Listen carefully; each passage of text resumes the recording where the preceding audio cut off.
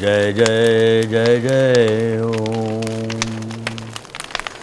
ओम जय ओम जय जय जय जय ओम।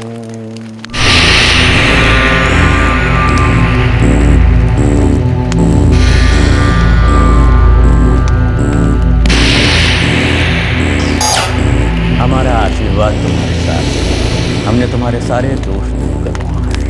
अब जाओ और अपने मन को शुद्ध रखो। आज से ठीक 7 दिन बाद पूर्णिमा है। गर्भधारण के लिए उचित समय, उसके ठीक 9 महीने बाद तुम्हारी गोद भर जाएगी। हमारा आशीर्वाद है।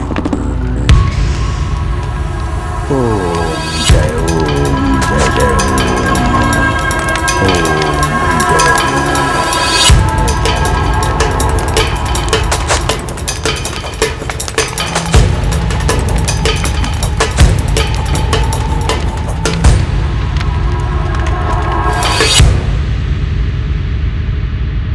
बाबा मुकुंद, रोम रोम तक छल कपट में डूबा एक ढोंगी बाबा, पर फिर भी लोग उसके झांसे में आते रहे। एक गांव में पकड़ा जाता तो वो जमानत मिलते ही दूसरे गांव के मासूम लोगों को अपना निशाना बना लेता। ऐसे ही उसकी एक शिकार बनी 9 साल की स्मृति वेंकटेश।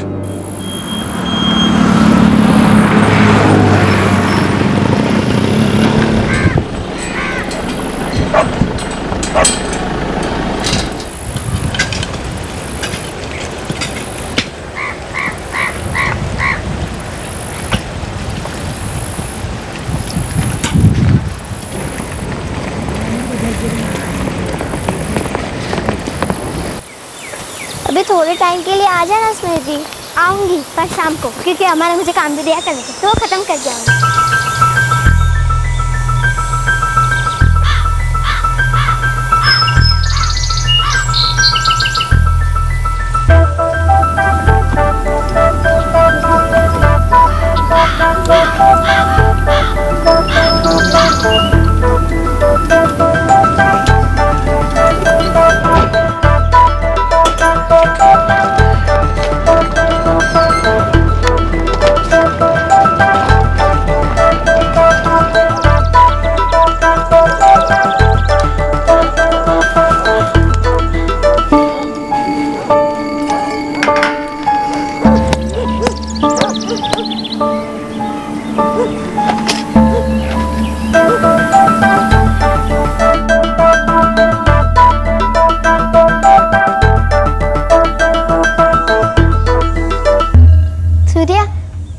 जाकर प्रियानी के साथ खेलूं? तेरा स्कूल का होमवर्क पूरा हो गया ना? आज तो होमवर्क मिला ही नहीं। अगर तू झूठ बोल रही है तो फिर सोच लेना। सच्ची कुछ भी होमवर्क नहीं मिला। ठीक है, भेज जा।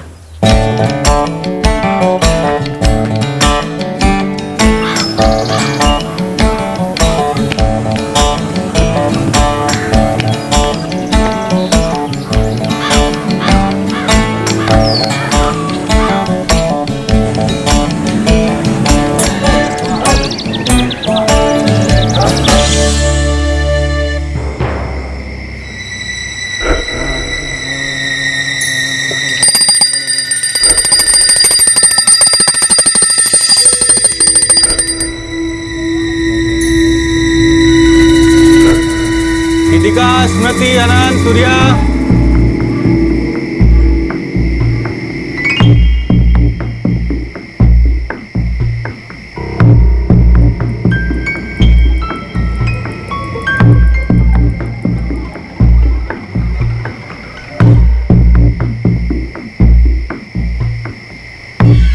ये तुम्हारी रक्षा करेगा।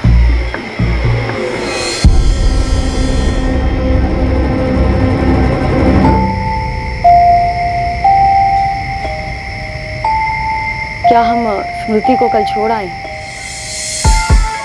हाँ ठीक है। कहाँ अप्पा? तुम्हारे अज्जी के घर। पर क्यों अम्मा? वहाँ अज्जी तुम्हारी ठीक से देखभाल करेगी बेटा। वहाँ अच्छा स्कूल भी है। पर अप्पा ये स्कूल भी तो अच्छा ही है ना। और मेरी दोस्त प्रियानी वो भी यहीं पर रहती है। स्मृति, हमें पता है कि तुम्हारे लिए क्या अच्छा है।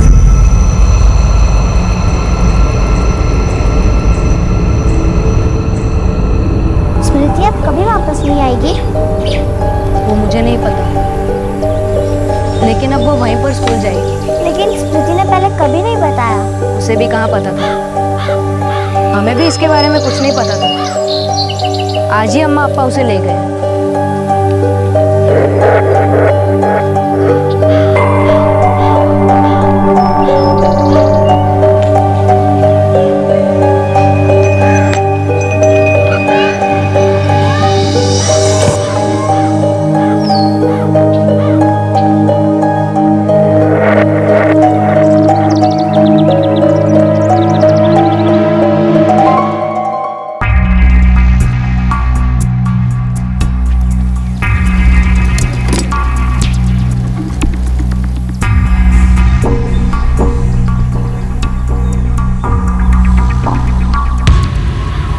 स्मृति,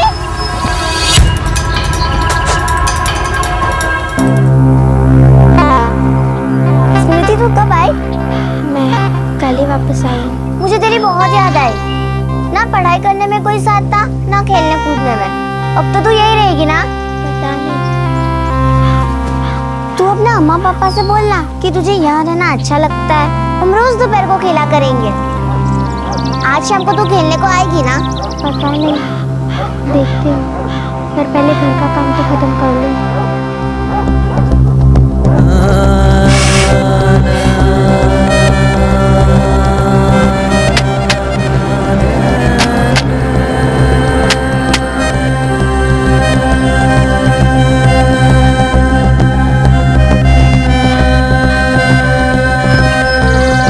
जा तेरी बात, जल्दी जाना।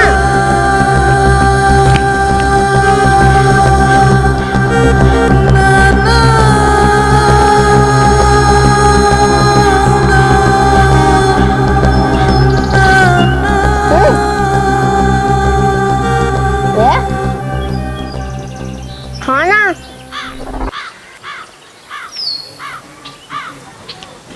स्मृति, तू इतनी चुप चुप से क्यों हो गई है?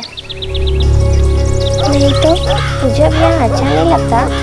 ऐसी बात नहीं, मुझे तेरे साथ सूर्य और अनंत के साथ ही रहना अच्छा लगता है। फिर क्यों जा रही है? मुझे भी वापस नहीं जाना।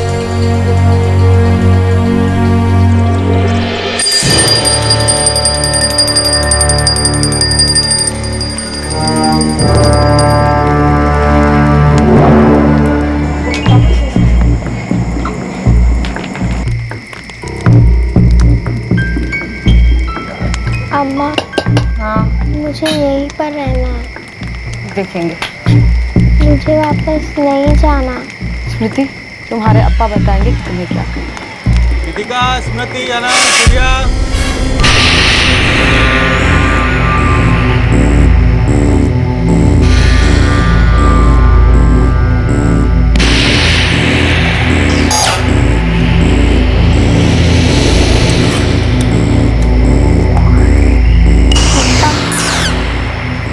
क्या मैं यहीं पर रह सकती हूँ?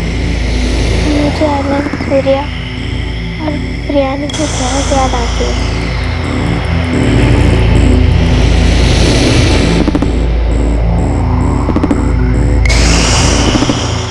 2 महीने बाद मई 2013 में स्मृति फिर से अपनी नानी के यहाँ चली गई। स्मृति की दोस्त प्रियानी को बहुत दुख हुआ और वो फिर से उदास हो गई।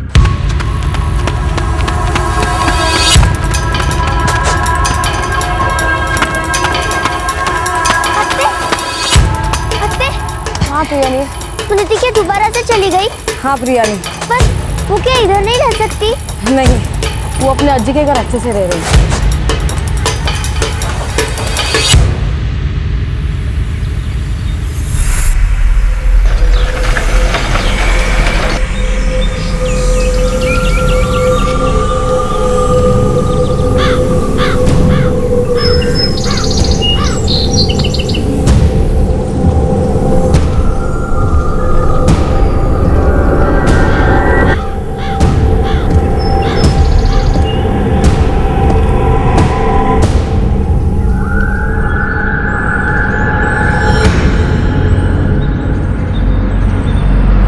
अद्भुत चमत्कार आपको धन्य कर देगा।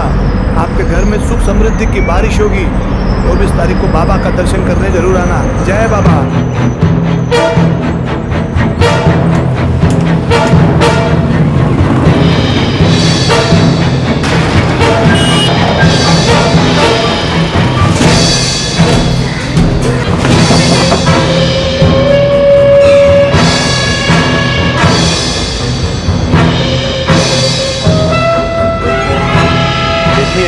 ये पर्चा आप तुम्हें नहीं बात। देखिए आप बाबा का अपमान कर रहे हैं। देखिए ऐसी कोई बात नहीं, आप चाहे तो मैं हर क्लास में बता दूंगा, लेकिन ये पर्चे बांटना संभव नहीं।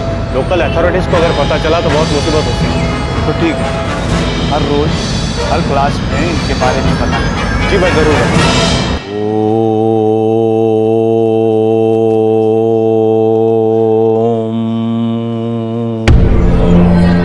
जय जय जय जय जय जय जय जय। बाबा बाबा आपके चमत्कार की बहुत चर्चा हो रही है। ये तो बहुत अच्छी बात है। क्या हम इस होने वाले चमत्कार का लोकल चैनल पर भी विज्ञापन करवाएं? आसपास के गांव वालों को भी पता चल जाएगा। और केबल वाला भी आपका बहुत बड़ा भक्त है। करो बाला, करो। जितने अधिक लोगों का कल्याण हो उतना ही अच्छा है। बाबा मुकुंद महाराज अपनी आध्यात्मिक शक्ति से हवन की अग्नि प्रज्वलित करें। एक जीवित कन्या स्वयं हवन को अजय ठीक है। आप बाबा गांव में चमत्कार करने वाले हैं। वो एक लड़की को हवन में डालने के बाद उसे फिर से जीवित करेंगे। ये पागलपने पे तुझे विश्वास है? बाबा के पास ईश्वर की दी हुई शक्ति है। एक मिनट, ये देखिए, पूरे गांव का फायदा होगा इससे। ऐसा लगता था कि बाबा के इस नए चमत्कारी हथकंडे के झांसे में पूरा बेलगातुंड गांव आ चुका था। ये पुनः जीवित करने का छलावा आखिर था क्या? ये क्या बकवास? ये बाबा पहले लड़की को हवन में डाल के जलाएगा और फिर से जिंदा कर देगा। सर पूरा गांव ये देखने के लिए उत्सुक है। ऊपर से बाबा टीवी पे ऐड भी चला रहा है। इसका यहाँ आश्रम भी है। इसका मतलब काफी दिनों से एक्टिव है। हो सकता है सर। सर धीरे धीरे इसने गांव वालों का विश्वास हासिल किया और अब बड़े हथकंडों पर उतरा। कुंडली निकालो इसकी, देखें जरा कौन है।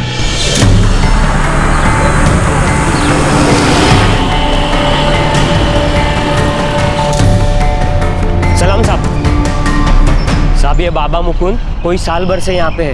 इसका आश्रम भी पहले से यहाँ पर था साहब, और ये अलग अलग गांव में जाके अपने ठिकाने बनाता है साहब। क्या ये पहले भी किसी गांव में पकड़ा गया? कोई बोलेगा नहीं साहब। हाँ, पर कई बार पुलिस हिरासत में लिया गया है और जमानत पे भी छूट के आया है। छूटने के बाद साहब ये गाँव बदल लेते हैं। हाँ साहब, इसका एक बड़ा पक्का चेला है, बालाचंद्रन और बाबा, ये दोनों एक ही साथ काम करते हैं साहब, और ये बाला ही उसकी सारी प्लानिंग करता है। धन्यवाद साहब।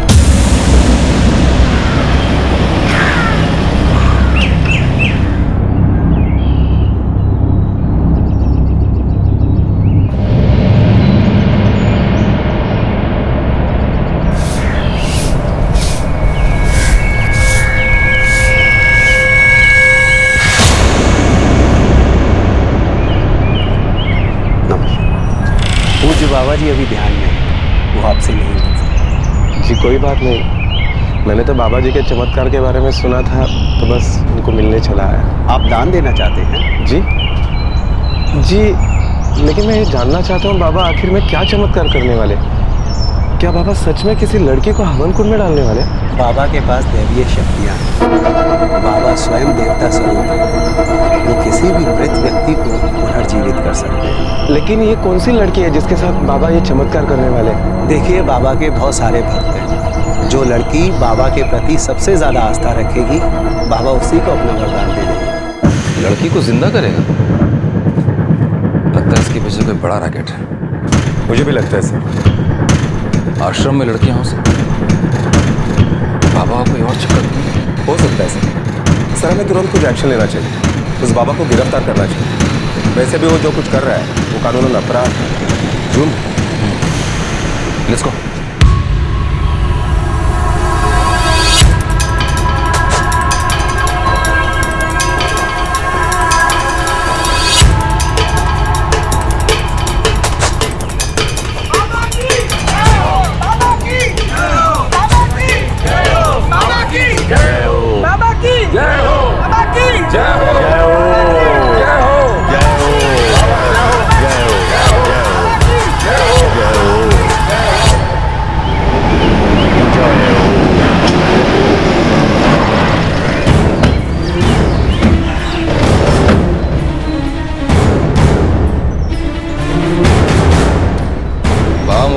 आपके नाम का अरेस्ट वारंट है हमारे पास।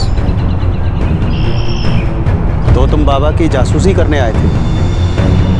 आप लोग जो ये चमत्कार कर रहे हैं ये गैर कानूनी है, जुर्म है। ये आप लोगों की समस्या क्या है और ये आप बाबा के ऊपर कौन सा आरोप लगा रहे हैं? मृत को जिंदा करना और ये चमत्कार लोगों को बताना ये एक अपराध है। बेटा, तुम्हें अवश्य कोई भ्रम हुआ है। इन लोगों की मुझ में आस्था है, मुझ में जो भी शक्तियां हैं उनकी अभी सही जानकारी नहीं है तुम्हें। बाबा, अब लोगों को धोखा देना बंद करो। हमारे पास डिस्ट्रिक्ट मजिस्ट्रेट का वारंट है तुम्हारे नाम। लोगों में अंधविश्वास फैलाने के लिए और ऐसे चमत्कार का वादा करने के लिए जो कि अपराध है। Arrest him. ये बाबा के ऊपर एक हमला है, उनका अपमान है और ये हम कभी सहन नहीं करेंगे।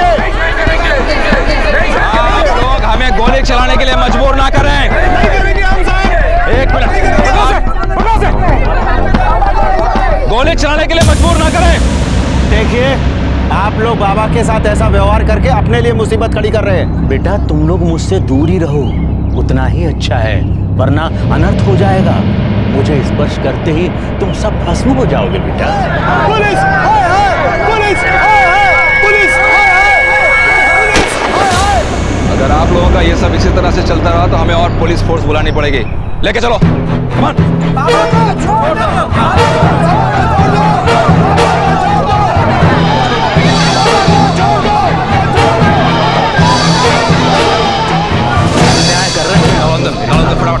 फटाफट जल्दी अंदर चलो।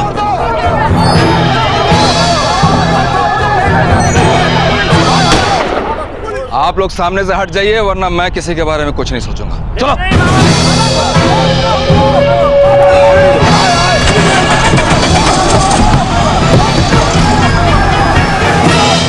ये लोग पुलिस स्टेशन आके बखेड़ा खड़ा कर सकते हैं। पास के गांव से एक्स्ट्रा पुलिस फोर्स बुलानी पड़ेगी। आप लोग हमारे साथ ऐसा करके और पाप कर रहे हैं। 24 तारीख को आइए और चमत्कार देखिए। उसका तो पता नहीं बाबा, फिलहाल तुम पुलिस स्टेशन चलो, हमारा चमत्कार देखो। बोल। बेटा, अवश्य तुम्हें कोई भ्रम हुआ है, किसी ने तुम्हें गलत दिशा में भटका दिया है। कहाँ है वो लड़की जिस पे चमत्कार करने वाला था? बेटा, मैंने कहा ना। बाबा, ज्यादा नौटंकी मत कर, चुपचाप बता दे वो लड़की कौन है और कहाँ है। अच्छी तरह बताया तो ढोंगी है। ऐसी अभद्र भाषा का प्रयोग पाप लगेगा। दे रहा हूं तुझे, सच बोल वरना तेरे लिए नरक नहीं बना दूंगा। पकड़ो इसे, वो स्टेशन आए थे।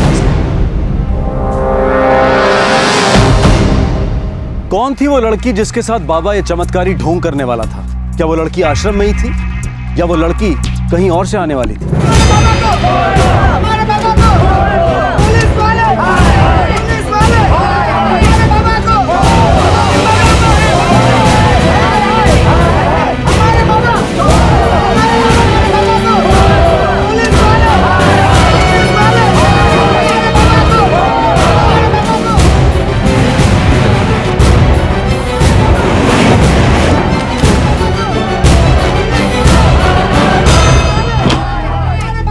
सर, आश्रम में कोई लड़कियां नहीं है।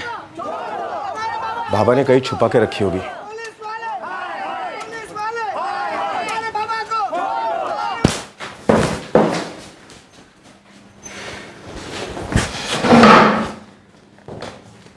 तेरा बाबा तो जाएगा ही जाएगा, साथ में तेरी भी हवा टाइट होगी। अब सच सच बता दे, सारा ढोंग क्या है? कोई ढोंग नहीं है साहब। उल्लू समझ रखा हम लोगों को, हाँ? तेरा बाबा के सच में मुर्दों को जिंदा कर देगा? सच सच बता, कहाँ है वो लड़की जिसको हवन के अंदर डालने का प्लान किया तुम लोगों ने? कौन सी लड़की साहब? ये बाबा के भक्त। रॉड लाओ। नहीं साहब, नहीं साहब। बताता हूँ साहब। हवन के पास एक चिता है साहब, लकड़ियों के ढेर के नीचे से साहब सुरंग खोदी गई है।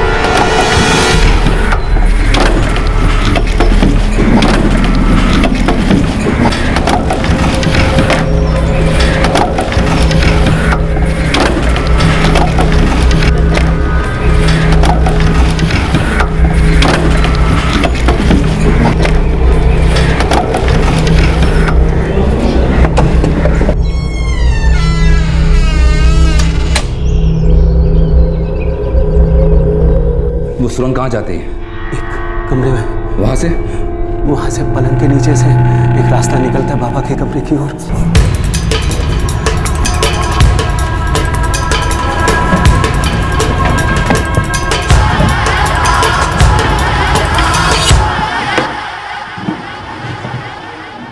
वो सीढ़ियां बाबा के कमरे तक ले जाती हैं।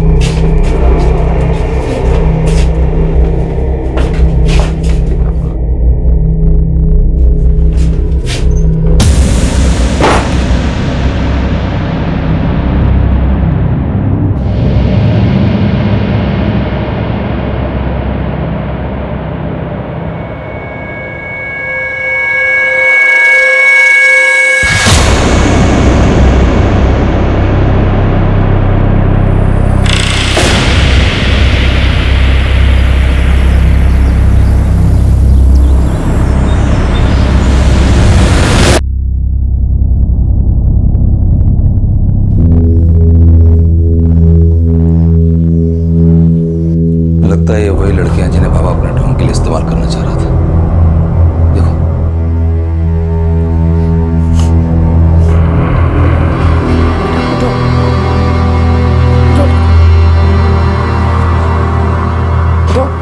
उठ जाओ सब।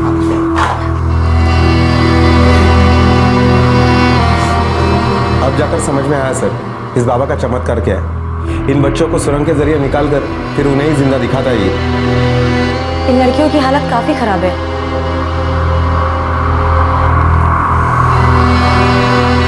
मैंने हॉस्पिटल लेगा, चेकअप कराना होगा। जी सर। लोगों को पाप लगेगा। अरे कहाँ लेकर जा रहे हो तुम लोग मुझे?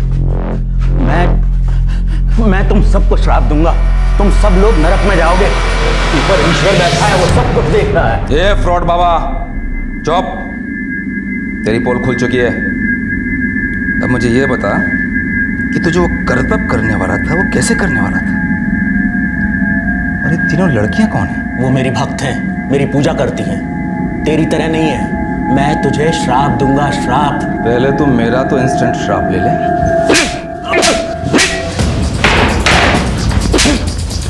कृपा करके बाबा पे हाथ मत उठाइए, अनर्थ हो जाएगा। मत उठाइए। बताएगा? बताएगा? बताता हूँ, बताता हूँ। बता। मैं हवन करने वाला था। जय ओम, जय ओम, जय जय जय जय ओम।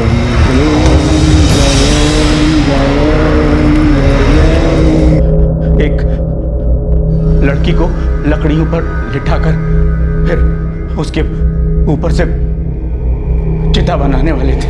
जय जय जय जय जय जय जय जय ओम।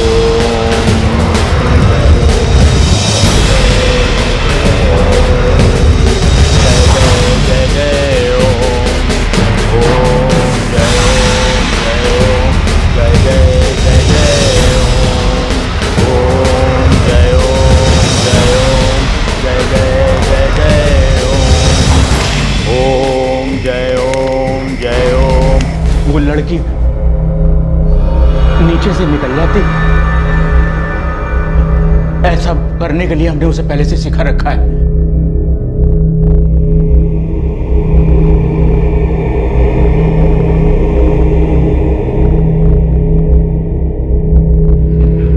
फिर वो सुरंग के रास्ते मेरे कमरे में चली जाती।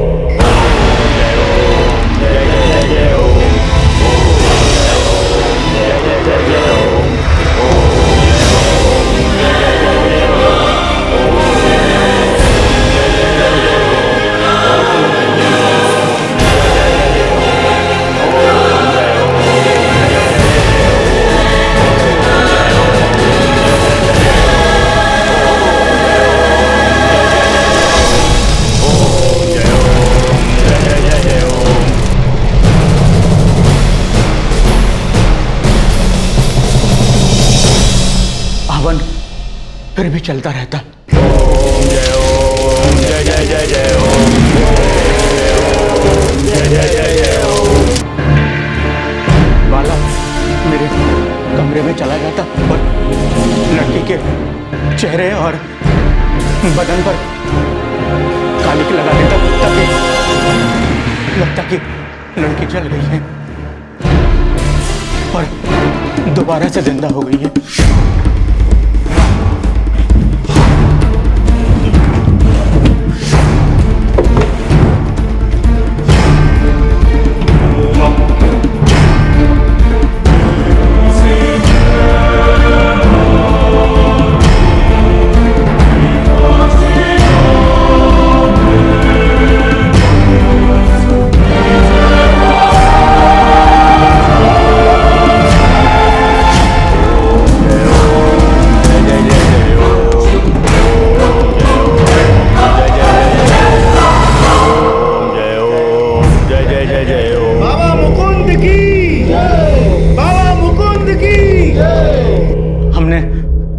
रात को कई बार इसका अभ्यास भी किया है मेरे भक्तों के साथ जो जनता के बीच रहने वाले थे।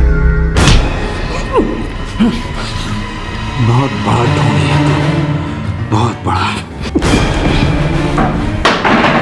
इन दोनों का अच्छे से बयान ले लो और अगर बयान ना दे तो डंडे का इस्तेमाल करो।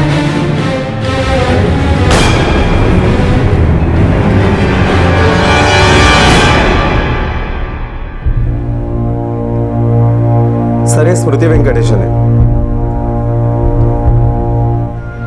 ये श्रीजा है और ये पद्मा।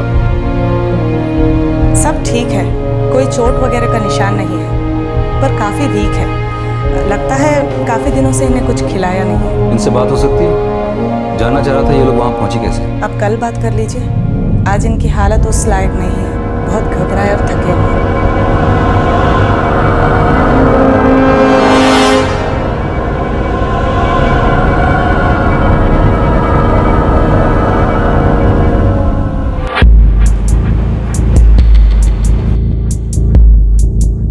कहाँ पढ़ते आप लोग? मैं देव प्रभुशाला में पढ़ती थी। मैं भी वहीं पढ़ती थी। और स्मृति तुम कहाँ पढ़ती थी बेटा? मैं रगवाड़ा गांव की रहने वाली हूँ। बेटा तुम यहाँ कैसे पहुँची? क्या हम स्मृति को कल छोड़ आए? ठीक है। मेरे पापा ने मुझे यहाँ छोड़ा, मुझे वापस अपने घर जाना, अपने अम्मा पापा और भाइयों के पास।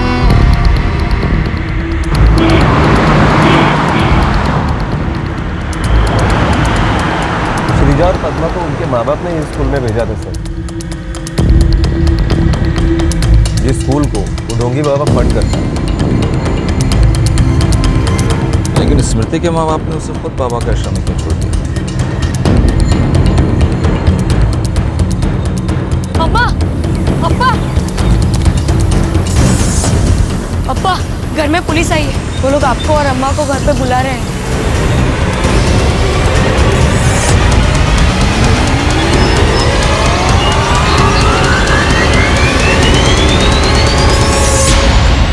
क्या हुआ साहब? स्मृति तुम्हारी बेटी? जी साहब। वो हमें एक फर्जी बाबा के आश्रम में मिली। उसको लेके कोई झूठा चमत्कार करने वाला था। वो उससे उसकी जान को खतरा था। यो देवरे, वो वहाँ कैसे पहुँच गई साहब? तो तुम्हें नहीं पता वो वहाँ कैसे पहुँची? नहीं साहब। हाँ, तुमने तो उसको उसकी नानी के यहाँ भेजा। जी साहब। यही कहानी बनाई हुई है तुम लोगों ने।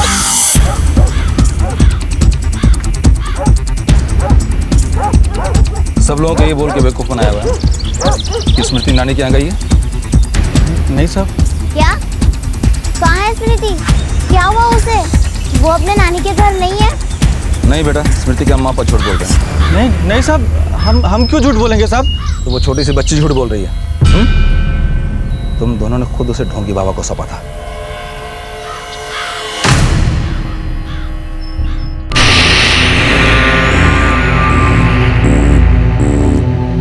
तुम लोग अब पूरी तरह से धन्य हो जाओगे। मेरा आशीर्वाद तुम्हारे साथ है।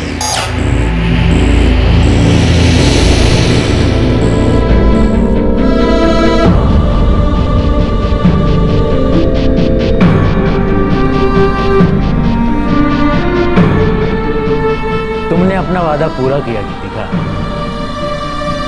मेरा आशीर्वाद तुम्हारे साथ है।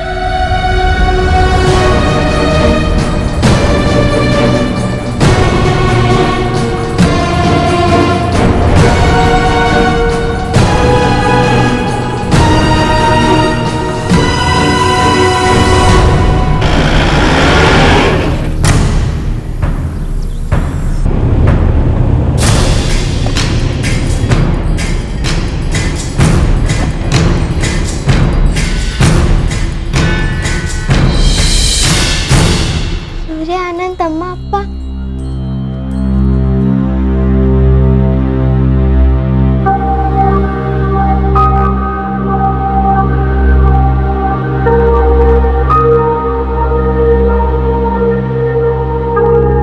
स्मृति के माता पिता उसे देखकर खुश नहीं हुए। आखिर में उन्होंने मान ही लिया कि वो ही स्मृति को ढोंगी बाबा के आश्रम में छोड़कर आए थे। लेकिन उन्होंने अपनी बच्ची के साथ ऐसा क्यों किया? वो सिर्फ 9 साल की थी जब तुम लोगों ने उसे ढोंगी बाबा के आश्रम में छोड़ दिया।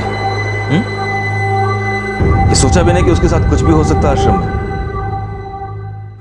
क्यों छोड़ा स्मृति को आश्रम में? साहब, हमें अपना एक वचन पूरा करना था साहब। कौन सा वचन?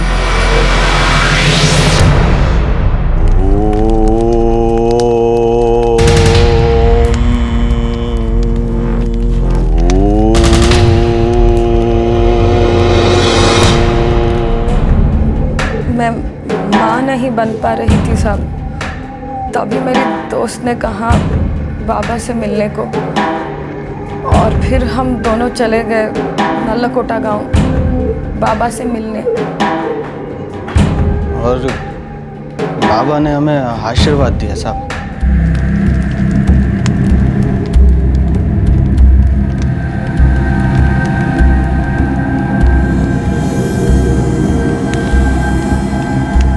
एक दोष था जिसके कारण तुम मां नहीं बन पा रही थी। मैंने उस दोष को नष्ट कर दिया है। अब शीघ्र ही तुम्हें संतान की प्राप्ति होगी।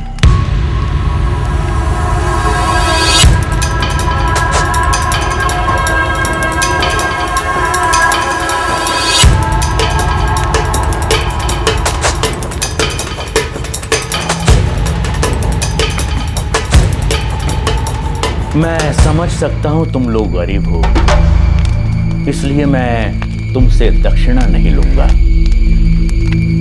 परंतु तुम लोगों को मुझे एक वचन देना होगा। बच्चे के लिए हम कुछ भी कर सकते हैं बाबा। जब तुम लोगों को दूसरे संतान की प्राप्ति हो, उसे तुम मुझे दे देना। यही मेरी दक्षिणा होगी।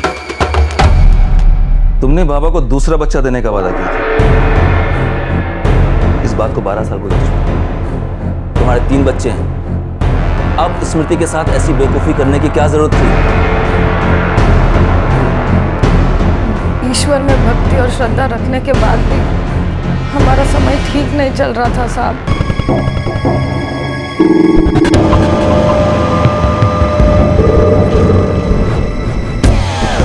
घर का खर्चा भी नहीं निकल रहा था साहब, बहुत तंगी थी। हमें कुछ समझ में नहीं आ रहा था साहब, इसलिए हम 2 साल पहले फिर से बाबा से मिलने चले गए। तब वो श्रीगतपुरा आए हुए थे।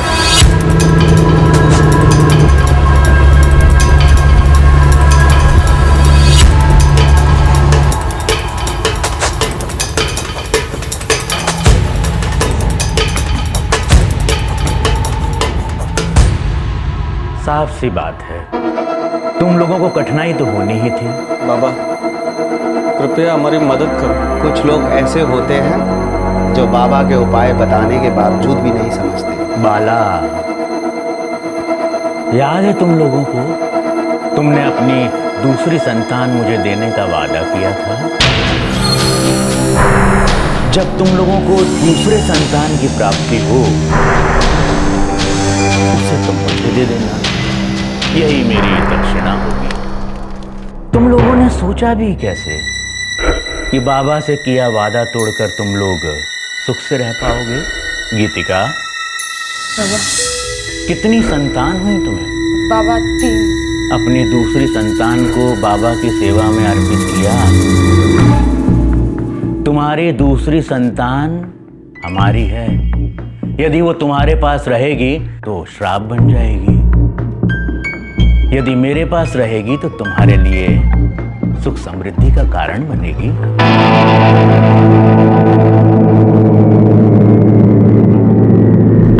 तो अपने सुख के लिए तुम लोगों ने उसे अपनी बेटी दे दी।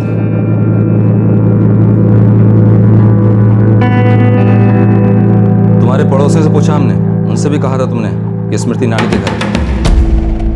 6 महीने के बाद जब वो वापस आई तो तुमने उसे फिर से वापस भेज दिया। साहब, जब हम उससे बाबा के पास ले गए श्रीगतपुरा, तो वहाँ किसी बच्चों की संस्था ने छापा मारा था साहब, तो उन्होंने स्मृति को वापस ले जाने को बोला। स्मृति, अब तो तू यही रहेगी ना? हाँ, मुझे यही करना है, मुझे वापस नहीं जाना। फिर बाबा छूटने के बाद वो यहाँ बेलगातुन में आ गए, तब हमने स्मृति को वापस बाबा के पास भेज दिया साहब। अत्ते, हाँ प्रियानी, स्मृति क्या दोबारा से चली गई? हाँ प्रियानी। बाबा धोखेबाज है, ढोंगी है। तुम्हारी बच्ची सिर्फ 9 साल की है। दोबारा अपनी बच्ची के साथ ऐसा मत करना। साहब, अगर हम स्मृति को अपने साथ ले जाएंगे तो हमारे जीवन में कभी भी सुख समृद्धि नहीं आएगी साहब। देखो, बाबा की सारी बातें बकवास है, झूठी हैं। अपनी बच्ची को अपने साथ रहने दो। तुम लोगों को बहुत याद करती हो, अपने भाई को, अपने दोस्तों को। तुम लोगों के साथ रहना चाहती है, उसे भी बाकी बच्चों की तरह जीने दो। नहीं साहब, हम स्मृति को कभी घर वापस नहीं ले जा सकते साहब। वो आए तो हमारे लिए भला नहीं होगा साहब। हाँ साहब, भगवान का शाप होगा साहब। बाबा बोले कि बहुत बड़ा अभिशाप होगा। नहीं साहब, हम स्मृति को साथ नहीं ले जा सकते साहब। साहब, अब जो सजा देना चाहते हो दे दो साहब, लेकिन हम स्मृति को घर वापस नहीं ले जा सकते। ये पूरा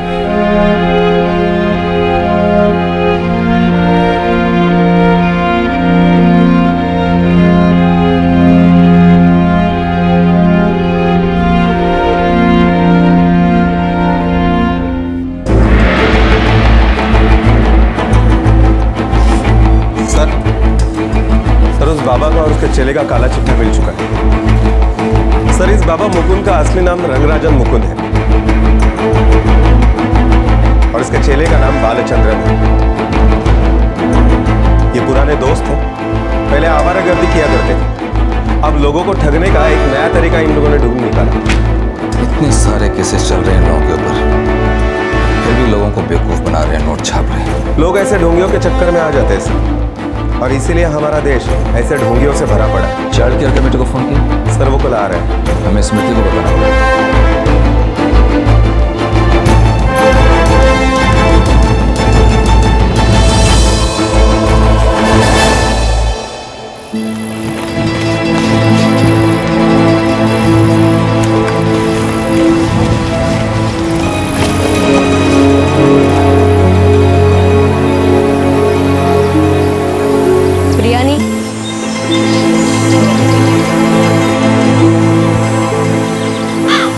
स्मृति कहाँ है? वो आई नहीं? एक कमेटी है, चाइल्ड केयर कमेटी, कल सुबह आ रहे हैं तुम्हें लेने। अच्छा लगेगा तुम्हें? पर मेरे अम्मा अप्पा कहाँ हैं? मुझे उनके पास जाना है, अपने भाइयों के पास जाना है। मैं घर जाना चाहती हूँ। देखो बेटा, फिलहाल तुम्हें चाइल्ड केयर कमेटी के देखरेख में रहना होगा कुछ दिन, और मैं वादा करता हूँ तुम खुश रहोगे वहाँ, कोई तकलीफ नहीं होगी। लेकिन क्यों? मेरे अम्मा अप्पा है ना, वो रखेंगे मेरा ख्याल। मुझे उनके पास ही जाना है।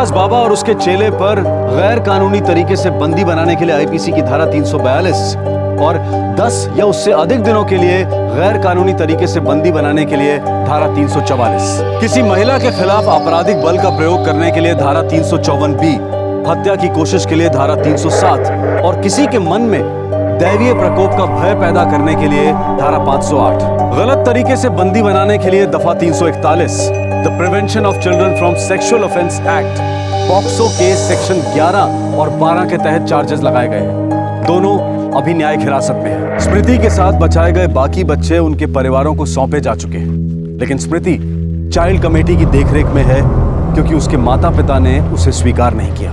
इस मामले ने मीडिया का बहुत ध्यान खींचा था, इसीलिए स्मृति को एक 9 साल की बच्ची को मिलने वाली सारी सुविधाएं और सुरक्षा मुहैया कराई गई। ऐसे ढोंगी पाखंडियों की हमारे देश में बिल्कुल कमी नहीं है, न सिर्फ देहात और दूर दराज के इलाकों में, बल्कि ये ढोंगी बड़े बड़े शहरों में भी पाए जाते हैं। चाहे चमत्कारी अंगूठी हो, कड़ा हो या भगवान की तस्वीरें, जो इंसान मुश्किल में होता है वो इन्हीं चीजों को अपना सहारा मान लेता है। लेकिन जरा सोचिए, इस दुनिया में ऐसा कौन सा इंसान है जिसके जीवन में कोई मुश्किल या परेशानी ना हो। बड़े शर्म की बात है कि कुछ बड़ी शख्सियतें भी ऐसे धोखेबाज धंधेबाजों की बेवकूफाना चीजों की वकालत करते हैं, जिन चीजों को हम अक्सर भगवान मान बैठते हैं। यहाँ तक के कॉर्पोरेट ओन्ड मीडिया हाउसेस भी रात के अंधेरे में अपने खाली टाइम स्लॉट से पैसा बनाने के लिए इस तरह के चमत्कारी आइटम्स बेचते हैं। और हमारे कानून बनाने वाले सांसद नेता सेक्युलरिज्म और कम्युनलिज्म की परिभाषाओं पे झगड़ रहे हैं। अगर ईमानदारी से कहा जाए तो ऐसे बाबाओं को लोगों को बेवकूफ बनाने से रोकना कानून और कानूनी संस्थाओं के लिए भी बहुत मुश्किल है। लेकिन अगर इन्हें कोई रोक सकता है तो वो हैं आप और हम। जब हम इन्हें बढ़ावा नहीं देंगे, अपने बच्चों को कुतर्की अंधविश्वास नहीं सिखाएंगे जिन्हें हम अपनी जिंदगी का हिस्सा मान बैठे, बुरी नजर का टीका, बिल्ली का रास्ता काटना, शगुन अपशगुन, अच्छा समय बुरा समय, लकी नंबर, भाग्यशाली दिशा जो सुख समृद्धि लाएगी, अगर हम ये सब बंद नहीं करते तो कृपया अभागी स्मृति के लिए हम मगरमच्छ के आंसू ना बहाएं। क्योंकि अगर ऐसे ही चलता रहा तो कहीं ना कहीं एक और स्मृति हमारी ऐसी आपराधिक उदासीनता की वजह से अकेली नर्क झेलने पर मजबूर होगी। हमारे आज के एपिसोड की दूसरी कहानी।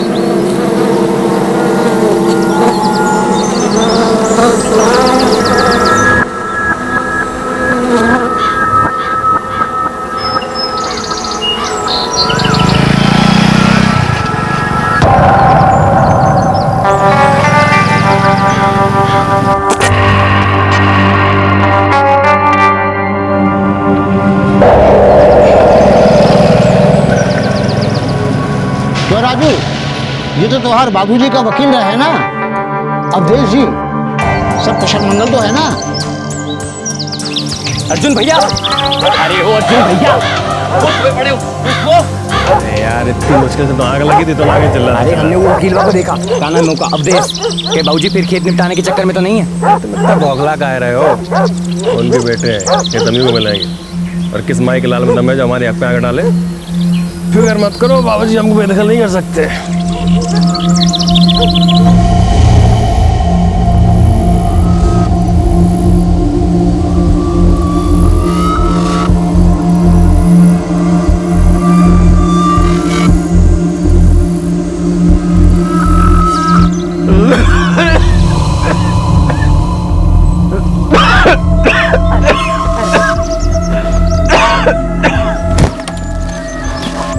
सोच समझ कर ये फैसला किया हो ना?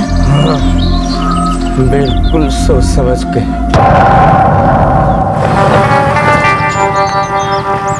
लो, वकील साहब भी आ गए। पिंकी, वकील साहब के लिए कुर्सी लाना।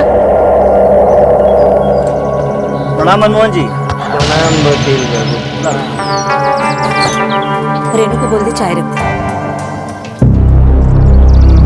वसीयत बना दी है, सुना हूँ। मैं मनमोहन चौहान, पुत्र स्वर्गीय दामोदर चौहान, निवासी ग्राम बारुकिया, जिला उन्नाव, उत्तर प्रदेश, अपनी 12 बीघा जमीन जिसका पंजीकरण क्रमांक BK 12267/98 और ग्राम बारुकिया, जिला उन्नाव, उत्तर प्रदेश में स्थित है, यह निष्पादन करता हूँ कि मेरी मृत्यु परांत इस जमीन की इकलौती हकदार मेरी धर्मपत्नी प्रमिला चौहान होगी और इस जमीन से जुड़े सारे फैसले यही करेंगी जब तक कि ये अपनी मर्जी से इस जमीन को किसी और के नाम नहीं करती। कैसा चाहते थे, ठीक है ना? काका चाय। कैसी हो रानी बिटिया? हम ठीक है काका। आप ठीक से सोचे है ना, हमारे 2 बेटे हैं, उनके नाम कुछ नहीं लिखा, वो चुप रहेंगे का? घर सर पे उठा लेंगे वो। हमने सब सोच समझ लिया। ये जमीन अगर इनके नाम हमने कर दी तो या तो ये से बेच खाएंगे या आपस में लड़ मरेंगे। निकम्मे कहीं के। प्रमिला, तुम जानते हो ना हमारी 2 बेटियां भी, और बेटियों को शादी विवाह के समय ये जमीन ही काम आएगी। तुम्हारे बेटों की नीयत खोटी है और वो खोटी ही रहेगी, कभी नहीं बदलेगी।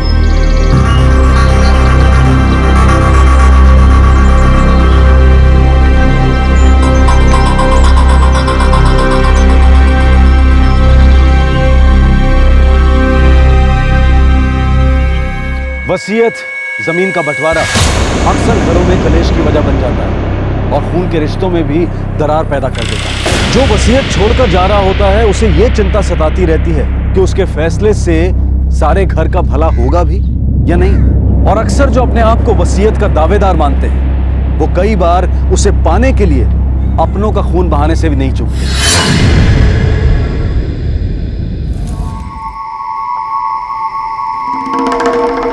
ये सब कहा है अम्मा? बाबूजी 12 के 12 बीघे तुम्हारे नाम कर गए। तो क्या खराबी है? सिफारिश तो हमें ना अम्मा, जमीन तो भैया और हमारे नाम होनी चाहिए। तो हम तुम्हारी अम्मा नहीं है का? सही है अम्मा, पर बापू क्या सोच रहे थे? उनके बाद तुम्हें घर से बाहर निकाल देंगे हम। तुम्हारे बापू ने ऐसा तो कभी नहीं कहा। जाने तो अम्मा, हम जानते नहीं है का। बाबूजी ने हमेशा ही हमें नहीं कमा सकते, तभी तो जो एक हमारा हक था वो भी हमें देकर नहीं गए। अगर तुम्हें ऐसा लगता है तो उनकी सोच गलत साबित करके दिखाओ, थोड़ा जिम्मेदारी उठाओ। और अर्जुन, तुम तो शादीशुदा हो। क्या देख रही तू?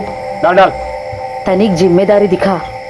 तुम्हारी दोनों बहनें रेनू और पिंकी का ब्याह भी करना है। अरे अम्मा बस बकवास सुन करो, जब देखो ताने देती रहती हो। आखिरकार जमीन हमें मिलने वाली है, पर बाबूजी ने जो किया है ना वो अन्याय है हमारे साथ। कोई अन्याय नहीं किया बेटा, आखिर खेत की सारी उपज तो इसी परिवार में आएगी और तुम ही तो परिवार हो। तुम तो बड़े और फिर राजू, तो फिर तुम काहे इतना बिगड़ रहे हो? ठीक है, धोखा किया गया हमारे साथ। बॉडी भर तो इज्जत नहीं है, रत्ती भर भरोसा है हमें। देखो अम्मा, हमारी इतनी सी फिक्र है ना, तो जमीन हमारे नाम कर दो, क्योंकि हमें देखभाल करनी है उसकी। हम तुम्हारे बाबूजी के फैसले के खिलाफ कुछ नहीं करेंगे। आखिरकार ये जमीन तुम्हारे पास ही तो आएगी। फिर तुम दोनों अभी से इतना झगड़ा काहे कर रहे हो?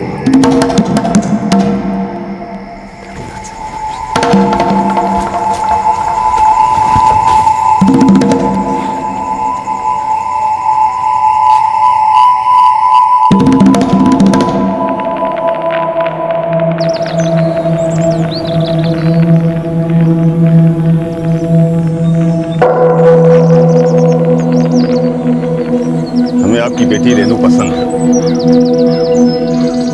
हमें भी आपका बेटा उमेश पसंद है। और हाँ, हमने पंडित जी से दोनों की कुंडलियां भी मिलवा ली है। जब सब कुछ सही है तो क्यों ना ब्याह जल्द से जल्द कर दे। हमें कोई एतराज नहीं है, कहो तो अभी समूह दिलवा देते हैं। जैसा आपने।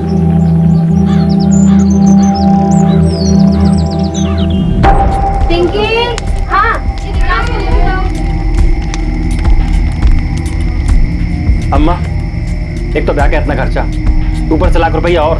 देखो लड़का अच्छा है, कमाते खाते घर का है। अरे पर अम्मा, तुम तो जानती हो कि चित्ता ना मिले है। अब अगर लड़की की शादी करनी है तो पैसा कहाँ से लाओगी? अरे कुछ तो करना पड़ेगा ना। मानो इस बार जाने देते इस रिश्ते को तो क्या होगा? ब्याह तो करना पड़ेगा ना। जैसे जैसे उम्र बढ़ जाएगी खर्चा और बढ़ जाएगा। तो फिर अम्मा तुम ही देख लो, कहाँ से लाओगी इतना पैसा? हमें नहीं पता। सोच ले अम्मा, जरा ठीक से सोच ले।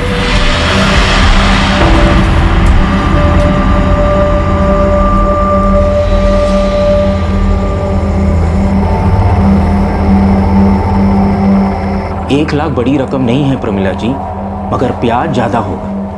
आप तो जानती हैं आजकल बैंक के ब्याज बहुत ज्यादा है, और पैसे जमा करो तो बैंक ज्यादा ब्याज देती नहीं। हम जानते हैं किशनलाल जी, पर क्या करें, और कोई चारा भी तो ना है। इतनी पूंजी भी नहीं है कि दोनों का ब्याह करा सके। अब जवान बेटी घर में बिन ब्याही रखे तो घर की इज्जत मिट्टी में मिले। वो तो परलोक सिधार गए, अब जो भी करना है हमें करना है। हम आपका कर्जा धीरे धीरे चुका देंगे, खेत की कमाई से थोड़ा थोड़ा बचाकर आपका पैसा लौटा देंगे। ठीक है।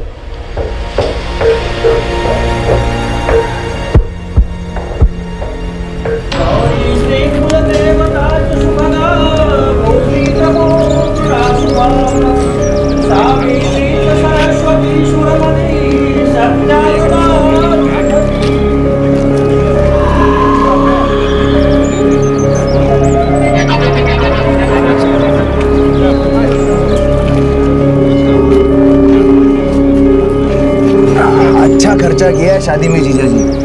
क्या करें, बहन है हमारी, करना तो पड़ेगा ना। खेती कैसे चल रही है? खेती में आजकल कमाई कहाँ है? 12 बीघा जमीन है आप दोनों भाइयों के पास, कुछ कम नहीं है। उपज नहीं तो कुछ और सोचो। अरे कहाँ सोचिए, जब जमीन है ही नहीं तो। मतलब बापू ने सारी जमीन अम्मा के नाम कर दी है, हम भाई को छोड़ा ही नहीं कुछ। चिंता मत करो। भैया जल्दी चलिए, अम्मा रस्म के लिए बुला रही है। हाँ तुम चलो, हम आते हैं। अच्छा।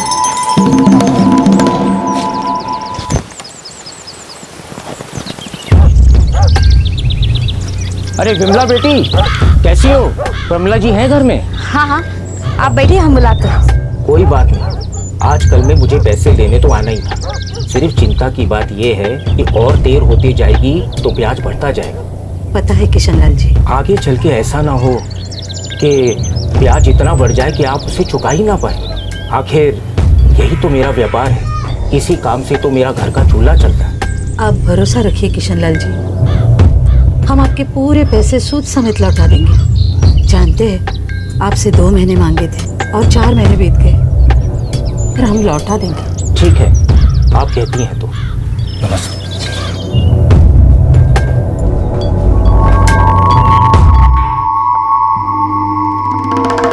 हमने पहले ही कहा था अम्मा, तुम गलत कदम उठा रही हो। भुगतो। अरे तो दहेज में इतना देने की जरूरत क्या थी?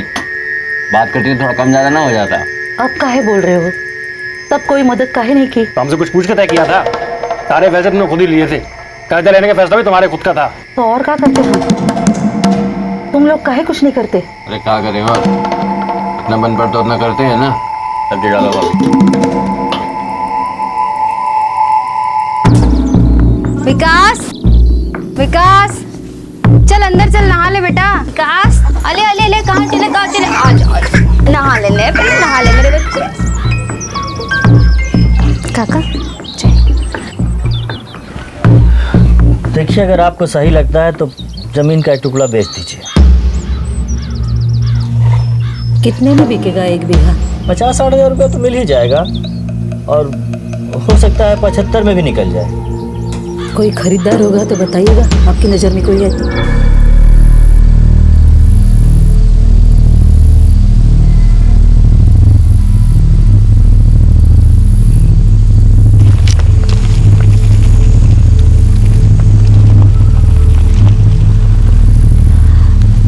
इस जमीन में से 2 बीघा बेचना है। काहे की खेती होती है? चावल उगता है। चावल? ये तो जमीन बहुत बंजर है। अरे बरसात होने दीजिए, फिर देखना। अभी तो फसल काटे हम। लेकिन माता जी, 90,000 तो बहुत ज्यादा है। पर यही तो दाम चल रहा है ना।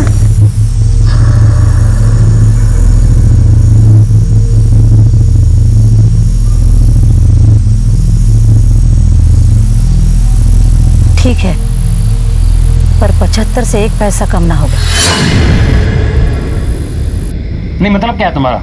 काय बेच रही हो 2 बीघा? हमें सूद समेत कर्जा चुकाना है, इसलिए बेच रहे हम। पर जमीन तो भैया और हमारी नाम पे है, तुम इसे बेचने का फैसला कैसे ले सकती हो? तो फिर कर्जा चुकाने के लिए पैसे ले आओ, हम नहीं बेचते। जमीन तो हम नहीं बिकने देंगे। जमीन हमारे नाम पर है अर्जुन, और हम जो कर रहे हैं ना, अपने परिवार की भलाई के लिए, अपने बच्चों की भलाई के लिए कर रहे हैं। जमीन नहीं बिकेगी अम्मा, आखिर जमीन के वारिस हम हैं। हमें धमका रहा है तू राजू? तो फिर कान खोल के सुन लो, जमीन तो नहीं बिक सकती बस, और इस बात पे कोई बहस भी नहीं। जमीन हम बिकने नहीं देंगे। तो फिर तुम दोनों सूद समेत कर्जा 2 महीने में चुका दो। किशनलाल जी को जबान दी है हमने, अगर कर्जा उतार नहीं सकते ना, तो फिर हमें 2 बीघा बेचना ही पड़ेगा।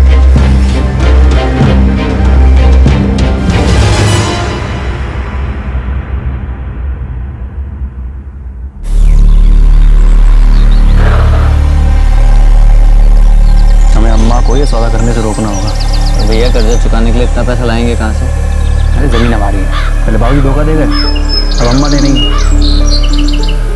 आज 2 बीघा बेचिए, कल 4 बेच देंगे, धीरे धीरे पूरी ज़मीन हाथ से निकल जाएगी, हमारे हिस्से में कुछ आएगा ही नहीं।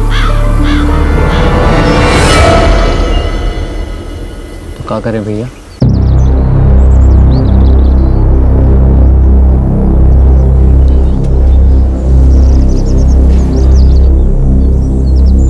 अम्मा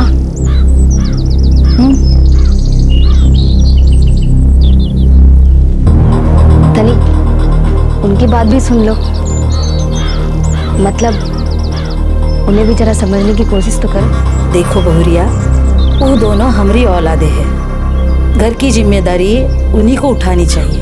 उन दोनों को जो करना था उसमें उनके बापू ने उनकी बहुत मदद की, मगर उन दोनों ने कोई भी काम कभी दिल लगा के किया नहीं, ना पढ़ाई की ना कमाई। अरे जमीन तो उनकी कमाई है, जितना हक इन बेटों का है ना उतना ही हक रेनू और पिंकी का भी है। दोनों बेटियां भी वारिस है, हम तो सिर्फ उन्हें उनका हक दे रहे हैं। अब मेहरबानी करके ये बात अपने पति को भी समझा दो।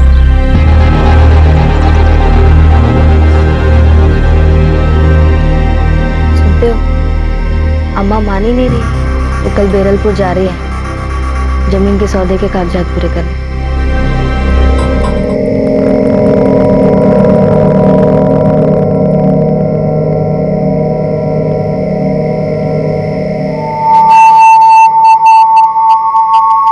राजू, राजू, राजू, उठना।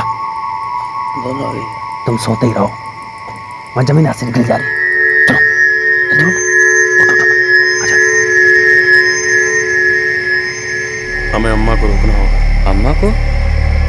होगी हमारी अम्मा, लेकिन इस वक्त हमारी दुश्मन बनी बैठी, और दुश्मन को एक बार ढील दी तो जिंदगी भर गुलामी करनी पड़ेगी। भैया लेकिन है तो हमारी अम्मा ही। अरे अम्मा है तो हमारी फिक्र नहीं करती, हमारी जिंदगी बर्बाद करने पे क्यों तुली हुई है?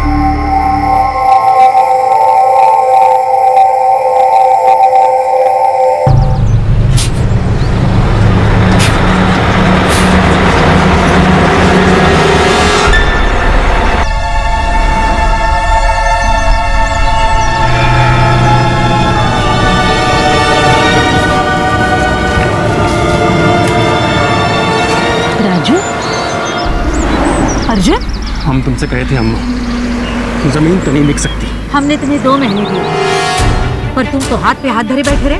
अब और कोई चारा नहीं बचा, जमीन तो बेचनी पड़ेगी। जमीन नहीं बिकेगी मतलब? जमीन नहीं बिकने देंगे। अपनी अम्मा को मारोगे?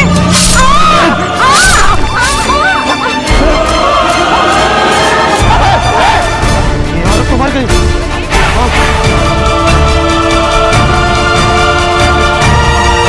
जिस जमीन पर वो अपना हक समझते थे उसके लिए 2 बेटों ने अपनी मां की हत्या कर दी, लेकिन क्या अब ये जमीन उनकी हो जाएगी?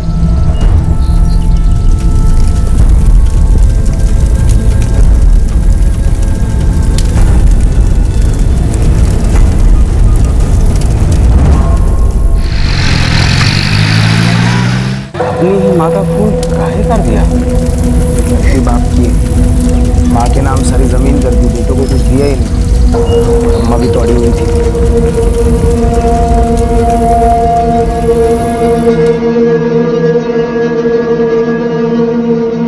हम पूरी कोशिश कर रहे हैं आपकी जमानत के लिए, मगर चार्जशीट दायर होने के बाद ही आपकी केस की सुनवाई होगी। विमला कैसी है? ठीक है, हम उसकी खबर लेते रहते हैं। अच्छा, उससे कहना है कि वसीयत का कागज निकाल के रखे, बाहर निकलते ही जमीन अपने नाम करवानी। हम सब संभाल लेंगे। वैसे भी अब तो जमीन के असली हकदार आप और राजू ही हो, अब कोई छीन नहीं सकता जमीन हमसे। कानूनी तौर पर भी आप दोनों ही हकदार हो।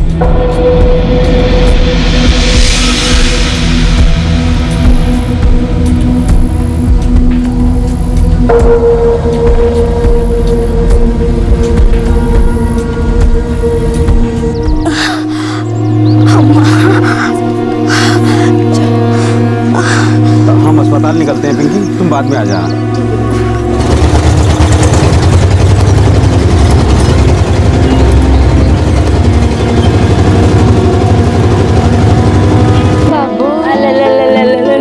बाबू, बाबू, ये देख तेरी छोटी बहन आई है। बाबू, बाबू,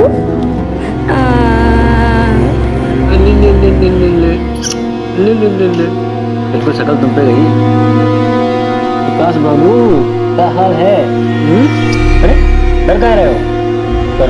बाबू जल्दी से घर वापस आ जाएंगे, ठीक है? सुनो, नाम क्या रखना है बिटिया का? नाम ज्योति। ज्योति कैसा रहेगा? अच्छा है। क्या कहते हो राजू? अच्छा है भैया। अच्छा विमला, जमीन के कागजात संभाल कर रख दिए हैं ना? हाँ हाँ, सब अच्छे से रखा है।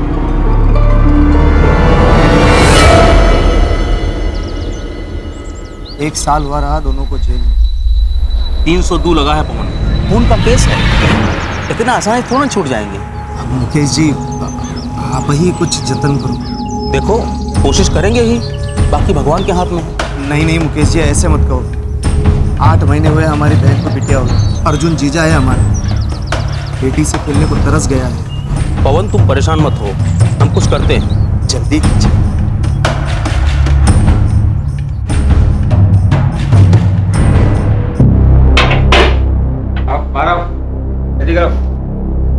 भैया ये क्या बात हुई भैया? तुम्हारी जमानत करा दी और हमका जेल में सड़ेंगे? अरे राजू, तुम परेशान काहे हो रहे हो? हैं? अब हम है ना बाहर, तुमको अंदर नहीं रहने देंगे। जरा जल्दी करो भैया, हमें भी बाहर आना है। हाँ हाँ, तुम चिंता मत करो, देखो कैसे फट से तुमको बाहर निकलवाते हैं। चलते हैं।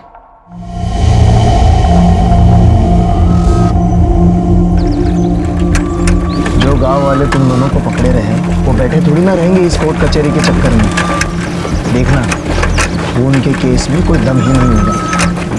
सबसे पहले वो जमीन हम हमारे नाम कराएंगे। जीजा जी, ये काम जल्दी निपटाना अच्छा रहेगा। सही।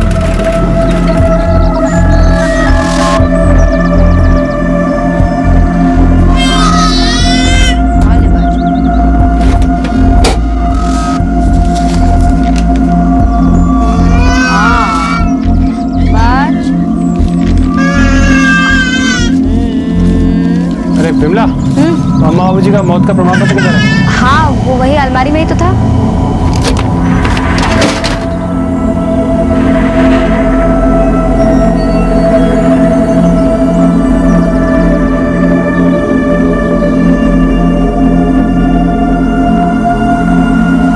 हाँ भाई, हो जाएगा। कुल 12 बीघा जमीन है, 6 तुम्हारी और 6 राजू की। वकील साहब, एक काम और करवाना है। क्या? अच्छा भाई लोग, चलते। अरे गोविंद। हाँ राजू बोल। हमारे काम करोगे क्या? हाँ? जरा बारुकिया गांव का एक चक्कर लगाओ, वहाँ हमारा बड़ा भाई अर्जुन, उसे कह देना मिलना चाह रहे। ठीक है, अब जाएंगे तो, लेकिन अब कुछ दिन बाद जाएंगे। वो क्या है ना, बड़ा दिन बाद निकले ना यहाँ से, इसीलिए चलते। पीछे वाली कैरी में पानी लगाओ फटाफट, चलो।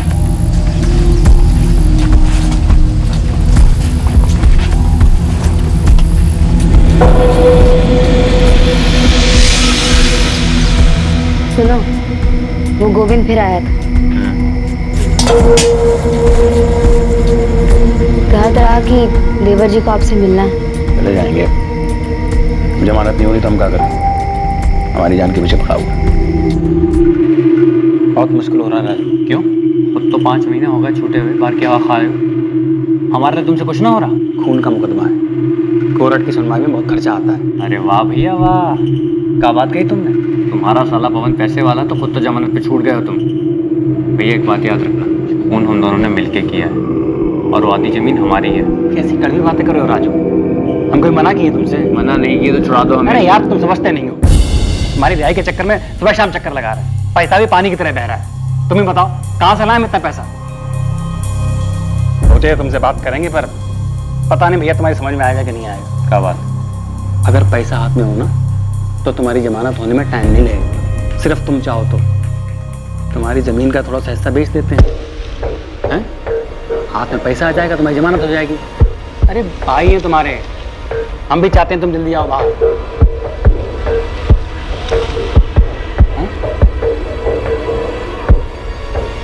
कितनी जमीन बेचना हो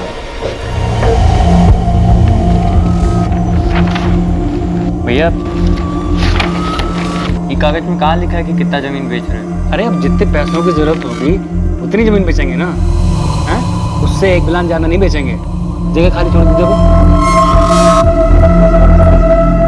भैया भरोसा कर रहे हैं, हमें धोखा मत देना। भाई है तुम्हारे, तुमसे बेईमानी करेंगे? हैं? चलो लगाओ लगाओ लगाओ।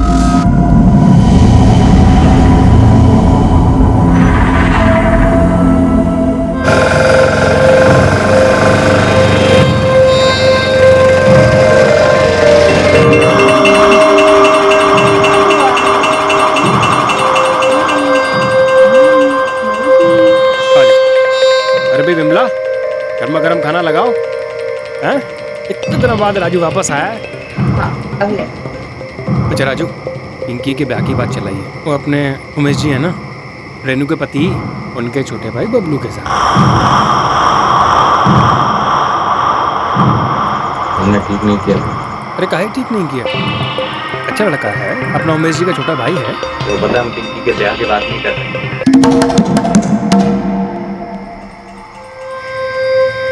हमने हमारे हिस्से की 2 बीघा जमीन हड़प ली। क्या मतलब झड़प ली? बताया नहीं था?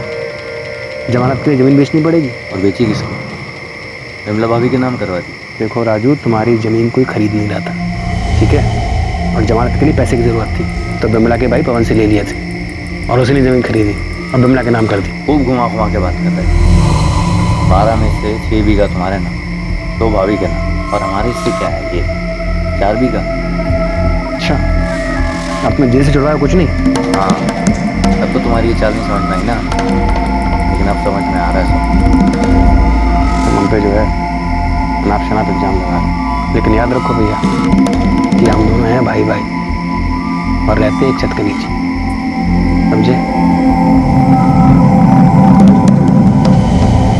तुमको बोला था ना पानी देने के लिए, कढ़ाई नहीं देता है।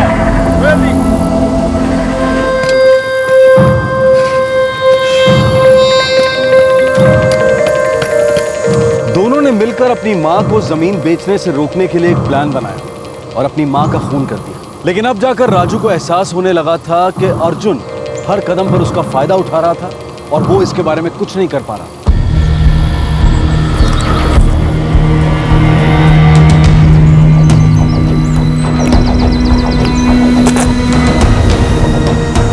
सच कहें राजू, इस काम में मन नहीं लगता है। ठीक है, जमीन हमारे नाम हो गई, लेकिन उपज इतनी नहीं जमीन की आजकल। और तुम बांटे भी जमीन को ऐसा हो कि हमको भी कुछ नहीं मिलता। अरे तो हमको कौन सा ज़्यादा मिलता है? कभी कभी सोचते हैं कि सब छोड़ छाड़ के लखनऊ चले जाए, बड़ा शहर है, यहाँ से ज़्यादा कमाई होगी। पर फिर लगता है कि घरबार है, बाल बच्चे हैं, कहाँ लेके भटकते रहेंगे? काम जाने क्या होगा।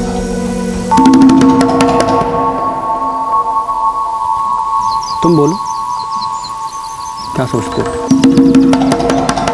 पता नहीं। देखो, हमारी मानो तो तुम लखनऊ निकल लो।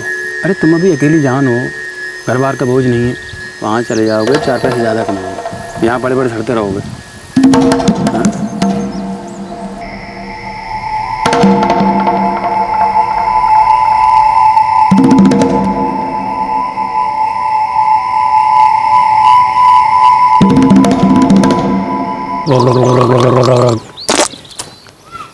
और भैया हम तो कह रहे हैं सही कर रहे हो तुम, लखनऊ में बतेरे काम हो गए, अब देखो कैसे पैसा आता है तुम्हारे पास। हम सोच रहे हैं आज रात ही निकल जाए। क्या बताएं राजू, तुम जा रहे हो अच्छा तो नहीं लग रहा है, लेकिन जीवन सुधर जाएगा तुम्हारा। अब अच्छे से जाओ, काम धंधा करो, पैसा वैसा कमाओ, 2 महीने बाद वापस जरूर आ जाना। पिंकी का ब्याह है और 2 महीने तक कुछ हुआ तो ठीक है, नहीं तो घर का भागा जा रहा है।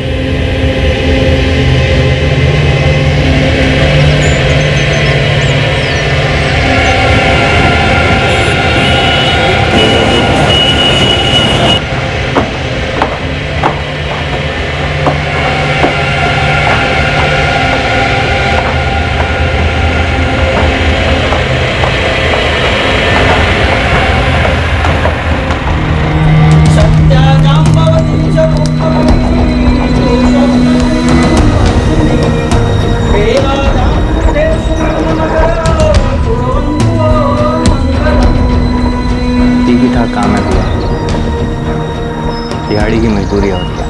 और कुछ तो आता हुआ आदमी। हाँ बस गुजर रही है। अरे तो अच्छा है, तू निकल गया यहाँ से। अब यहाँ तो सब वैसा ही है राजू, कुछ ना बदला। देखो भाई, अब हम कब निकलते हैं यहाँ से।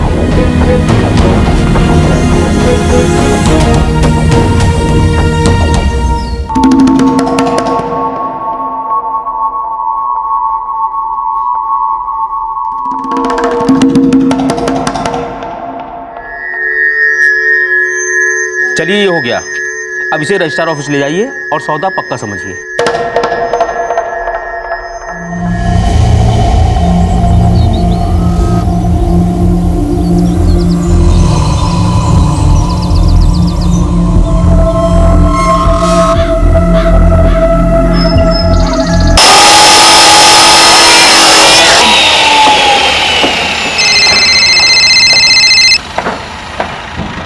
हेलो, हाँ बोलो गोविंद।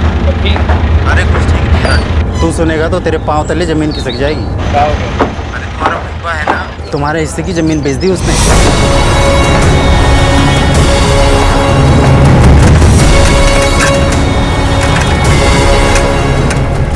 अरे बात सुन मेरी। अरे बात सुनने को बचा क्या भैया, धोखा दिया तुम हमें। अच्छा, तुम्हारी जमीन परी परी सड़ रही थी, इसलिए बेच दी, तुम्हारे भले के लिए, और तुम्हें बताने वाले थे। अच्छा, एक तो हमारे पीछे से हमारी जमीन बेच दी, 2 महीने हो गए इस बात को, 2 महीने को कब बताने वाले थे? भैया देखो, इस जमीन के लिए हम अपनी माँ से लड़ गए थे और तुमने हमारी जमीन हमसे पूछे बिना बेच कैसे दी? अरे राजू, अभी तक पूरा पैसा नहीं मिला है, इसलिए नहीं बताया। फिर झूठ, अब तक तो हमारा हिस्सा हजम कर गए होगे तुम। हजम कर गए, हजम कर गए। ये ले, ये सौदे के शगुन के पैसे हैं, ठीक है? जब से मिले यहीं पड़े हैं, हाथ नहीं लगाया हमने। और ये पूरा पैसा नहीं है, पूरा पैसा आना बाकी है, जब आएगा तुमको दे देंगे। कितना है? 50,000 है। 50,000? कितने का बेचे हो हमारा जमीन? 50,000 बीघा। 6 साल पहले जब अम्मा बेच रही थी तब तो 75,000 बीघा मिल रहा था। भैया तुम कहना चाह रहे 6 साल में कीमत बढ़ने की जगह घट गई है? राजू, तुम्हारी जमीन बंजर थी, कुछ लाभ था वहाँ पे, जितने मिले बहुत है। जमीन ना आजकल मिट्टी के भाव बिक रही है। मिट्टी के भाव नहीं बिक रही है भैया, ये तुम डाल रहे हो हम पे, हमारा पैसा बटोर के। क्यों ना लगा रहे हो भाई भाई करके हमें?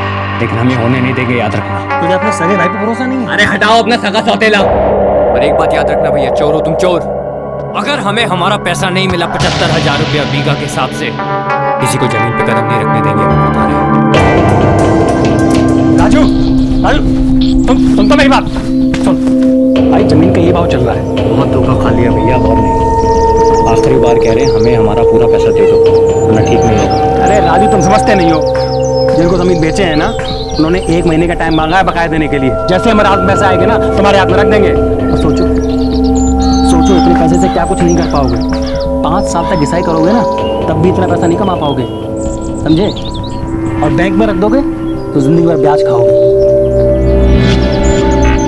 अब बैठो।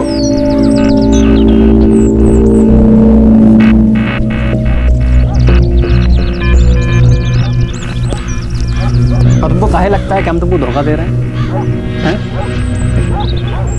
सगे भाई है ना तुम्हारे।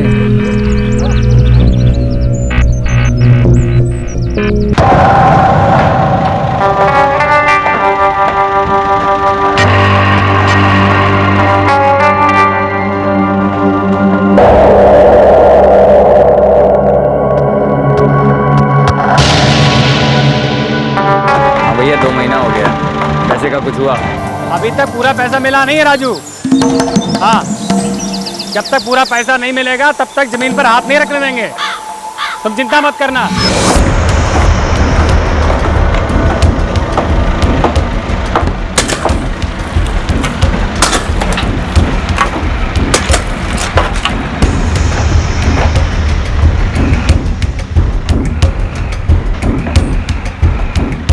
भैया क्या हुआ और कितना इंतजार करें? अरे भैया, हम भी तो वही कर रहे हैं, मगर पैसा आएगा जरूर, इस बात का विश्वास कर सकते हो। अरे अपने पैसा ऐसे ही जाने देंगे क्या? क्या हुआ, पैसा नहीं है क्या? कहता और इंतजार करो। मनीष, तुम हमारे साथ गाँव चलोगे? हाँ चल सकते हैं, पर क्या काम है?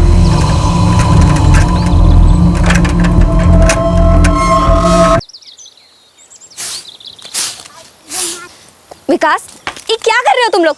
दिखाई नहीं दे रहा है? लगाएंगे तुमको एक थप्पड़। चलो उठा के रखो। हाँ ये रुक। राजू भैया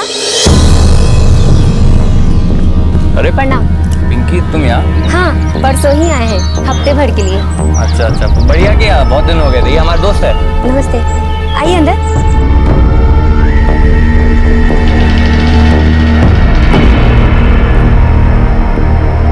जब से राजू आया है हम दोनों साथ मिलकर मजदूरी करते हैं। भाई अच्छा है कि शहर में उसका तुम जैसा दोस्त है राजू।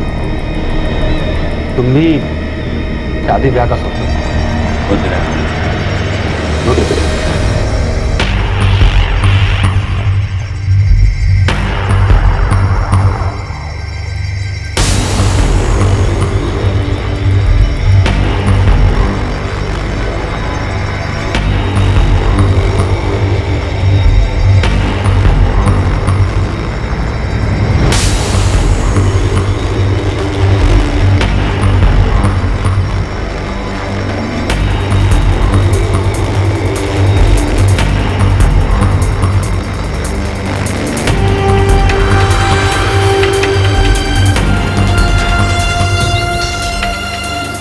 तो जमीन देख रहे हो जहाँ बाढ़ लगी है तो हमारी।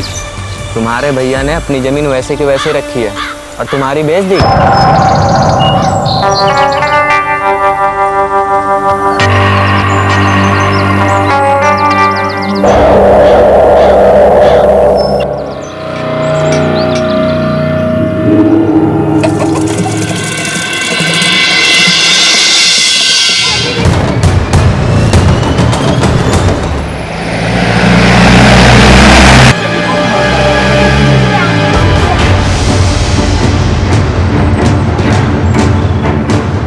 चेक करो।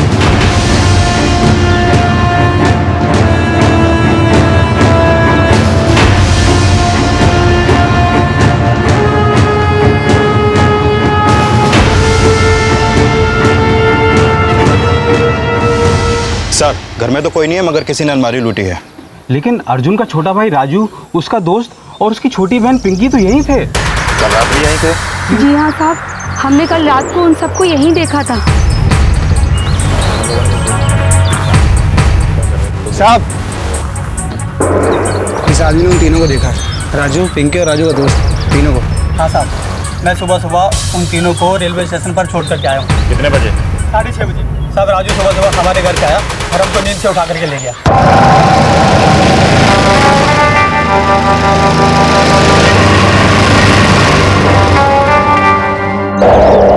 सर अभी 8:15 बजे और अगली ट्रेन 9 बजे की है। चलो स्टेशन चलते हैं और तुम भी हमारे साथ आओ, उन्हें पहचानने में तुम्हारी जरूरत पड़ेगी। चलो।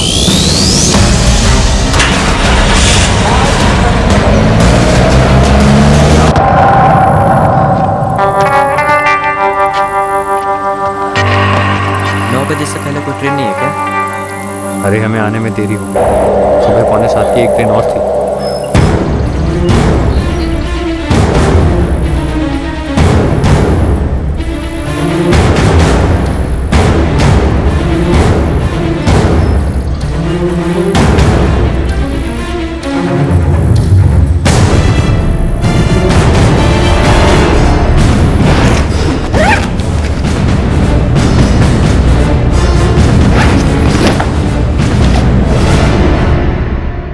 सर ज़मीन के कागजात पर अर्जुन चौहान और विमला चौहान का नाम लिखा है और पासबुक पे भी उन्हीं का नाम है। और सर ये राजू 2007 में अपनी ही माँ के खून के केस में पकड़ा गया था और उस खून में उसका साथ दिया था उसके बड़े भाई अर्जुन ने। साफ है तुम्हारे और तुम्हारे भाई के बीच जबरदस्त झगड़ा हुआ था। भाई ने धोखा दिया जिसके चलते तुमने उसके पूरे परिवार को मार डाला। क्यों किया ऐसा? बोल। उसने धोखा दिया था हमें, हमारी जमीन बेच दी, हमसे पूछा तक नहीं। सारा का सारा पैसा भी हड़प गया था वो। मनीष, तुम हमारे साथ गाँव चलोगे? हाँ चल सकते हैं, पर क्या काम है? उसने हमें धोखा दिया मनीष।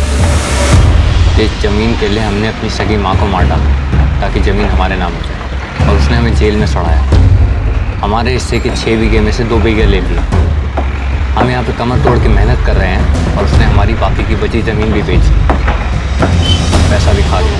फ़ोन करते हैं तो कहता है इंतजार कर लो, हम उसको मार के उसके हिस्से का 8 बीघा ज़मीन बेच देंगे, 1 लाख रुपए का।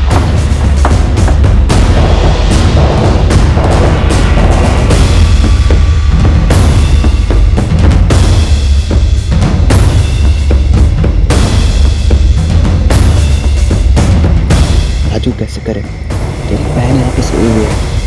मुझे क्या पता था नींद क्या होगी, तो इंतज़ार करते हैं।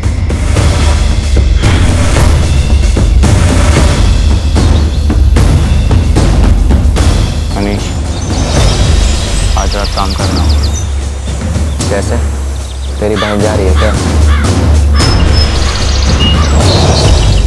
अरे हमेशा ही हमसे झूठ बोलता रहा पिंकी।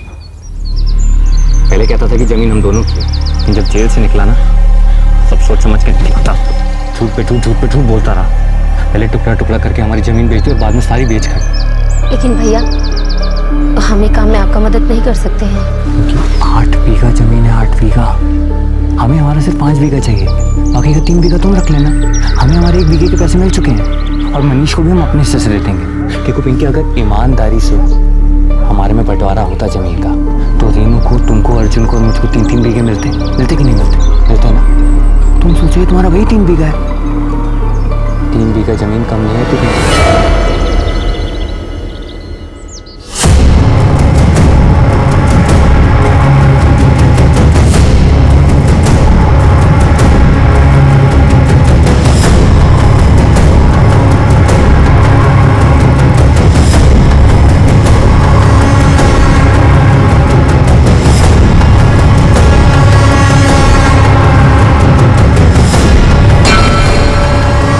अब किसके हिस्से आएगी वो जमीन?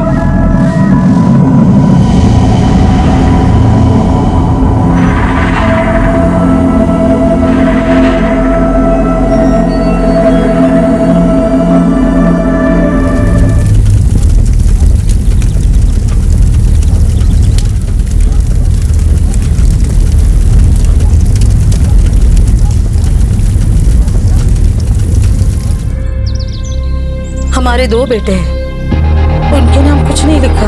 वो चुप रहेंगे का? घर सर पे उठा लेंगे वो। ये जमीन अगर इनके नाम हमने कर दी तो या तो ये सब बेच खाएंगे या आपस में लड़ मरेंगे। निकम्मे कहीं के। तुम्हारे बेटों की नीयत खोटी है और वो खोटी रहेगी कभी नहीं बदलेगी। राजू, पिंकी और मनीष को आईपीसी की धारा 302 के तहत हत्या के लिए और 201 के तहत सबूत मिटाने के लिए हिरासत में लिया गया है। केस की चार्जशीट दर्ज हो चुकी है। कुछ महीनों बाद पता चला कि बर्थ सर्टिफिकेट के हिसाब से जुर्म करने के समय मनीष नाबालिग था। वो इस वक्त जमानत पर रिहा है। अपनी मां प्रमिला के खून के केस में राजू को सेशन कोर्ट ने बरी कर दिया है, क्योंकि उस मर्डर केस में राजू के खिलाफ गवाही देने के लिए कोई आगे ही नहीं आया था। अर्जुन और उसके परिवार के खून का केस अब तक अदालत में नहीं आया है और इस वक्त पिंकी और राजू न्यायिक हिरासत में। आखिर में दोनों भाइयों में से किसी को भी क्या मिला और जो कुछ विरासत में मिला था उसमें भी उन दोनों ने क्या बढ़ोतरी करी? अपने अपने हिस्से की जमीन पाने के लिए उन दोनों ने कितनी जाने दी? आमतौर पर जो व्यक्ति अपनी विरासत छोड़ जाता है वो अपने वारिसों का भला ही चाहता है, लेकिन अगर विरासत का बंटवारा सही भी हो तो भी कई बार खून बहता है, उन वारिसों का ही खून। हर एक वारिस अपने ही फायदे को देखता है ताकि उसे ही सबसे ज्यादा मिले। हर एक वारिस जमीन जायदाद के साथ साथ रिश्तों के भी टुकड़े करने पर आमादा हो जाता है, बजाय इसके कि वो शांति और भाईचारे से अपनी विरासत को संभाले। आपसे फिर मुलाकात होगी क्राइम पेट्रोल दस्तक में एक और नए केस के साथ। तब तक अपना ख्याल रखें, सुरक्षित रहें और याद रखें उस पुरानी कहावत को जो हम सब ने बचपन से सुनी है, लालच बुरी बला है। जय। इस तरह के और भी एपिसोड देखने के लिए हमारे चैनल को सब्सक्राइब करें और बेल आइकन दबाना ना भूलें।